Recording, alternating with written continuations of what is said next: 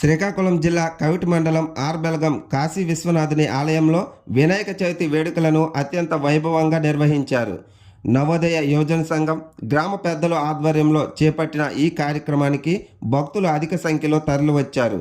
అర్చకులు వేద మంత్రాల నడుమ బొజ్జగణపయ్యకు ప్రత్యేక పూజలు జరిపి మంగళహారతులు అందజేశారు. భక్తులు అధిక సంఖ్యలో తరలి రావడంతో వినాయకుని సన్నిధిలో ఆధ్యాత్మిక శోభ వెల్లువిరిసింది.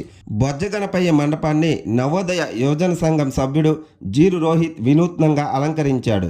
హిమాలయ కొండల్లో వినాయకుడిని పొందుపరిచి చూపరులను కట్టిపడేశాడు. దీంతో గణనాథుడిని చూసేందుకు జనాలు భారీగా తరలివచ్చారు.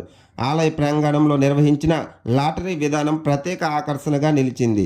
ఈ కార్యక్రమంలో పాల్గొనేందుకు గ్రామస్తులు పెద్ద ఎత్తున చేరుకున్నారు. మరోవైపు జై గణపయ్య నినాదాలతో యువత హోరెత్తారు. దీంతో ఆలయ ప్రాంగణంలో సందడి వాతావరణం నెలకొంది.